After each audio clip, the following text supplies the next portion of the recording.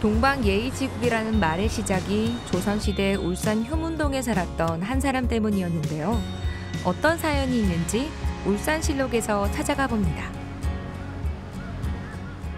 5월은 기념일이 참 많아서 이 5월달이 참 빨리 지나가는 것 같아요. 그렇죠. 5월을 시작할 때 우리가 어린이날, 부처님 오신 날, 그리고 어버이날, 날이 되게 많죠. 그런데 통칭 5월달을 뭐라고 하냐면 가정의 달이라고 하거든요. 날씨도 좋고 너무 화창하고 이럴 때일수록 부모님, 가정, 효 이런 걸 한번 돌아봐라. 이런 의미가 다 담겨 있는 그런 달인 것 같아요. 맞습니다. 우리나라를 동방의 뭐라고 하죠? 예의지국. 동방예의지국을 하잖아요. 그 말이 사실은 딴 데서 온 것이 아니고 울산에서 왔다 이렇게 봐도 될 정도로 울산은 효와 관련된 이야기가 참 많은 곳입니다. 효문동, 연암동 이 일대가 울산의 효의 본고장, 우리 한반도에서 효를 숭상하는 이야기가 가장 핵심적으로 담긴 곳, 그런 이야기가 있는 동네가 바로 여기입니다. 어떤 이야기가 있는지 한번 가볼까요? 한번 가봅시다.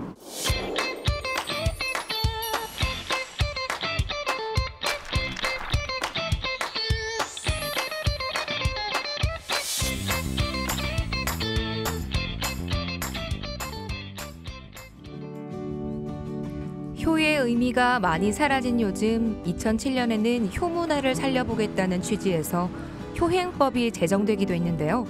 울산에는 유서 깊은 효마을이 있습니다. 공원이 참 조성이 잘 되어 있는데 이곳은 어디인가요?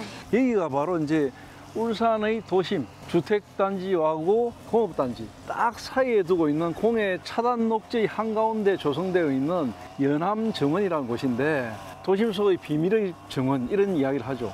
여기가 또 울주팔령의 하나가 자리 잡았던 곳이기도 하고, 그리고 이곳은 어디냐면 울산 북구의 가장 대표적인 곳이거든요. 위쪽으로 보면은 무룡산이 자리하고 있어요. 옆으로 동천강이 흘러가고 태화강과 마주하거든요. 울산의 지도를 딱 놓고 봤을 때 가장 한가운데 있는 곳, 바로 이곳이 효문동이라는 곳입니다. 이 효문동은 조선시대 후기에는 여기에 또 탄광이 있었어요. 이 갈탄을 채굴하던 강산이 있어가지고 광산과 강부들이 주거하던 곳, 그리고 생산시설 이런 것들이 남아있었거든요. 그래서 이곳이 달청과 함께 굉장히 부유한 동네로 알려져 있었죠. 또 하나 있는데 네. 울산의 배꼽이다 보니까 1960년대에 이곳에 이제 울산의 공업센터가 들어서고 울산을 도시계획으로 만들면서 그때 이 효문동을 중심으로 해서 모든 도로망과 철도망을 계획을 했어요. 그 흔적이 도시계획도에 남아있고 그 흔적들을 중심으로 해가지고 국도, 철도 이런 것을 다 계획했다는 것이 지금도 전해져 오고 있습니다. 그리고 이 효문동은 바로 효도할 때 효자를 써요. 덜 문자를 쓰거든요. 그러니까 효문이란 말 자체가 효와 관련된 동네라는 것을 이름으로 알 수 있죠. 바로 그것이 효문동, 우리가 서 있는 이곳입니다. 동서고금을 막론하고 효를 중요하게 여긴 건 그 근간에 인간을 존중하는 마음이 있었기 때문인데요. 울산은 1000년 전부터 효를 상징하는 이들이 있었습니다. 울산에는 옛부터 효자, 효녀가 참 많았나 봐요. 울산 하면 충절의 고장, 호국의 고장 이런 거 하잖아요. 그렇죠. 근데 사실 뿌리를 다 더듬어 보면은 우리 울산실록에서 예전에 다루었던 박재상 그분의 가족들이 바로 충효예절의 뿌리다 이렇게 보면 되거든요. 박재상 선생은 충신으로서 외에 가서 왕족을 구해내 가지고 외왕의 설득이나 해유에 굴하지 않고 목숨을 바쳤잖아요. 그 표상이 바로 충이고, 그리고 지아비를 늘 기다리다가 박재상의 부인 결국 숨졌거든요. 그분이 이제 신라의 왕실에서는 국대 부인이라고 추존을 했거든. 그 국대 부인이야말로 충효예절 중에서 절에 해당하고요. 그리고 박재상의 딸이 3명인데 그 중에 딸이 2명, 이 첫째 딸과 셋째 딸이 엄마 따라 죽었어요. 이거야말로 효, 이렇게 충상을 하죠. 그리고 이 조선시대 후기에 이제 일제강점기가 시작될 무렵에 전국적으로 이제 정여비, 정여각 이런 것에 대한 조사를 했거든요. 정여비, 정여각이 뭐냐면 동네마다 보면 홍살문, 붉은 색깔의 문이 있고 그런 거 보면은 그게 다 이제 효자라든지 효부라든지 효녀라든지 이런 사람들을 기리기 위해서 나라에서 내린 문이거든요. 정녀라는 말은 깃발이 있는 문이라는 뜻이거든. 전국에 한 4천여 개의 정녀비, 정녀각이 있는 거야. 그 효자, 효부가 그만큼 많다는 거죠. 울산은 효자가 무려 222명, 그렇게나 많았어요? 효부가 111명, 그리고 효자, 효녀 합쳐갖고 한 400여 명이 돼요. 오, 엄청나네요. 그러니까 전국의 숫자로 봤을 때 울산이 10% 가까이 되거든. 울산만큼 효부, 효자 많은 동네가 없었다. 이런 기록이 있거든요. 이게 신정 동국 여지 성남이라든지 뭐 여러 울산 읍지라든지 여러 기록에 다 나와 있어요. 그러니까 울산은 대표적인 충효 예절의 고장이었다. 이런 것을 이야기할 수 있습니다. 산업단지로 변한 휴문동은 마을의 대부분이 사라졌는데요. 400여 년 전만 해도 이곳은 조선 최고의 효자가 살았던 마을이었습니다. 동네가 효문동인 만큼 이름난 효자도 있을 것 같은데요? 이 지역을 대표하고 또 한반도 역사에서 아주 오랜 조선시대를 대표하는 효자라는 사람이 바로 송도 선생인데, 송도 선생의 이야기를 하려면 고려시대까지 올라가야 되는데요. 송도 선생의 집안이 연안송씨 집안입니다. 연안송씨 집안이 어떤 집안이냐면 고려의 수도였던 개경을 중심으로 한 건문세족 중에서 굉장히 으뜸이 되는 집안이에요. 이 집안이 태조 이성계가 조선을 건국하면서 조선의 건국 작업에 협조를 안 했거든. 고려가 조선으로 넘어갈 때 조선의 개국에 참여 안 했던 건문세족들이 좀 있어요. 그런 집안들이 대부분 전라도나 충청도나 경상도 쪽으로 집안 식구들을 이끌고 다 그냥 떠납니다. 떠나는 집안 중에 하나가 연안송씨고, 연안송씨 집안의 송도 선생의 8대조 할아버지가 바로 울산으로 옵니다. 울산에 와서 이 연암동 일대에 동천강 옆에다가 이 틀을 잡습니다. 그리고 여기서 이제 자기들의 집안의 혈족들의 집단 주거지를 형성하는 거죠. 좀 아무래도 그 중앙 권력이라든지 뭐 중앙의 어떤 정통적인 어떤 사대부들하고 좀 멀어졌잖아. 눈밖에 나 있었는데 워낙 송도 선생의 효자의 이야기가 많이 나오다 보니까 세종대왕께서 바로 이 송도 선생의 정여각을 여기에 내려라 할 정도로 굉장히 유명한 이야기가 지금 전해져 내려오고 있죠. 송도 선생을 이야기할 때 빼놓지 않고 하는 말이 있는데요. 통천지 효자, 하늘이 감동한 효자라는 뜻입니다. 그 일화가 워낙 신비하기 때문인데요. 송도 선생은 어떤 분이셨나요? 이 송도 선생은 공부도 잘했고 학문도 뛰어났고 그랬겠죠. 아버지가 10살 때 돌아가셨는데, 아버지가 돌아가시니까 어머니가 그 충격에 소경이 됐거든. 봉사가 됐던 거죠. 봉사가 됐는데 아들이 정식 과거보다는 한 단계 낮은 과거에서 급제를 해가지고 생원이 됩니다. 울산 최초의 급제자죠. 그래가지고 어머니가 그 기쁨에 눈을 떴다고 해요.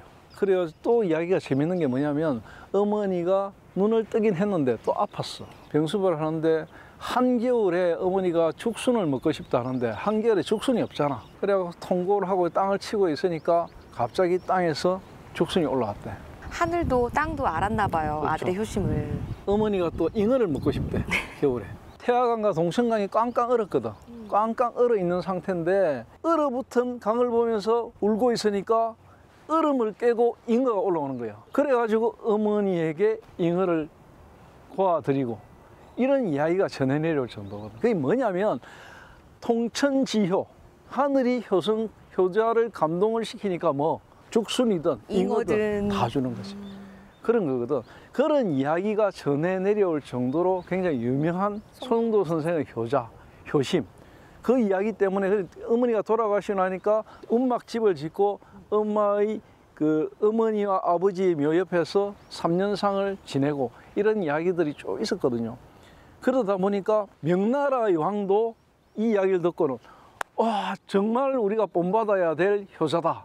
동방예의지국에서 효자가 났구나. 그리고 동방예의지국이라는 말을 울산을 통해서 한 번 더 강조하고 명나라 황제가 여기에 또 정여비 이런 걸 내립니다. 그럴 정도로 울산의 송도 선생은 유명한 효자로서 이름을 날린 분입니다. 세월이 흐르고 많은 것들이 변하면서 송도 선생도 점점 잊히고 있는데요. 선생의 효행을 상징하는 정려각과 정려비도 우여곡절을 겪었습니다.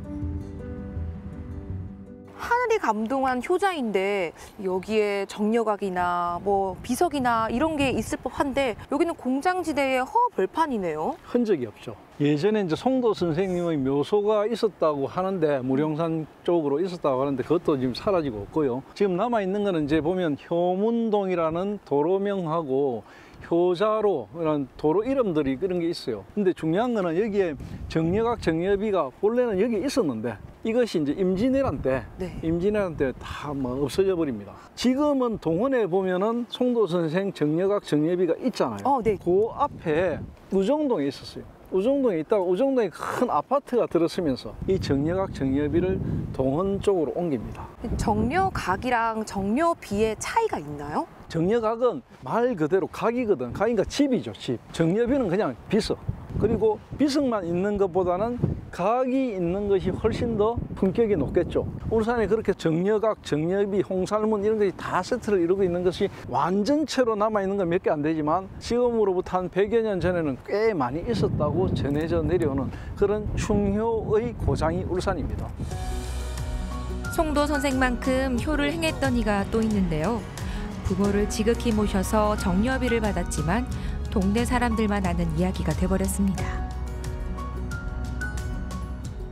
저기 뒤에 보니까 비석이 있는데 저건 뭔가요? 지금은 관리가 안 돼가지고 이렇게 방치돼 있는데 불과 한 10여 년 전까지만 해도 정려각이 있어요. 집도 있었고 기아로 된 사당 같은 것도 있었는데 지금 완전히 허물어져 버렸는데 이 주인공이 누구냐면 서말배라는 효부 이야기인데 이 효부를 기리기 위해서 만들어 놓은 비석이고 그분은 어떤 분이셨나요?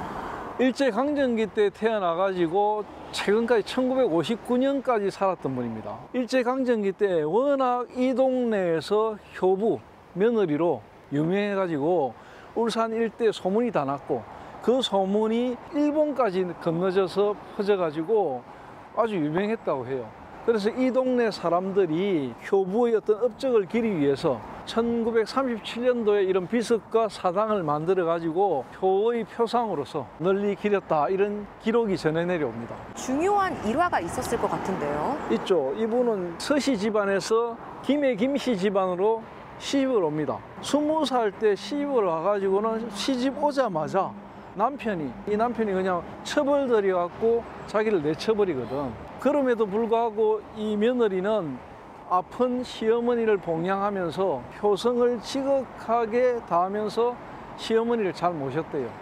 병수발도 하면서. 그러다가 또 남편이 처벌 얻어가지고 살던 남편도 병을 얻어서 나중에 돌아오니까 그 남편의 병수발까지 다 했대요. 그런 삶을 살았던 분인데 그러면서도 억척같이 돈을 모으고 이웃에 있는 어려운 집안들에 다 도움을 주고 이 야학도 열어가지고 아이들의 공부도 가르치고 이렇게 했던 굉장히 유명한 분이 바로 이 서씨 부인. 그런데 이 앞이 너무 쓰레기도 많고 이렇게 방치되어 있는 게 너무 안타깝네요. 그래서 이 동네 사람들은 이 서씨의 이야기 이런 걸 너무나 잘 알기 때문에 문화재 지정을 해가지고 관리를 해야 된다 이런 이야기를 많이 했거든요. 그런데 이게 이제 일제강점기 때 세워졌던 그 정려비이기 때문에 일제하고 무슨 연관이 있다 이런 이야기도 있고 그러다 보니까 문화재로서 관리가 잘 안 됐죠. 그러다 보니까 이렇게 엉망 상태로 이 관리가 되고 있어서 좀 안타깝습니다. 효는 사람의 생명을 존중하고 공경하는 마음을 중요하게 생각했는데요. 두 사람의 이야기는 참다운 효가 무엇인지 새삼 일깨워줍니다. 요즘 세상이 참 많이 각박해진 것 같습니다. 이 효라는 것이 따뜻한 말 한마디 건네는 것이 바로 그 출발이라고 생각이 드는데요. 맞아요. 바로 그 따뜻한 말 한마디 건네는 것. 그것이 효의 출발인데 요즘은 아파트 안에서도 식구들끼리 카톡으로 대화를 한다고 합니다. 이 정도로 각박해졌거든요. 이게 참 안타까운 현실입니다. 우리 울산실록의 효 어떻게 기록하면 좋을까요? 오늘 우리가 울산의 효마을, 효에 대해서 쭉 돌아왔잖아요. 근데 놀랍게도 울산은 이미 1000년 전부터 효에 대한 것들이 많이 남아있거든요. 그런데 그 많이 남아있는 것들이 잘 보존됐느냐? 그렇지 않거든요. 옛날부터 내려오던 효와 관련된 여러 가지 이야기들, 이런 시설들을 제대로 잘 보존하고 관리해가지고 자라나는 세대들에게 이런 것들을 울산에 있었다, 잘 보여주는 그런 계기가 되었으면 합니다. 참된 효가 무엇인지, 그리고 가족의 의미를 다시 한번 되새겨 봤으면 하는 오늘입니다. 효의 본고장 효문동입니다.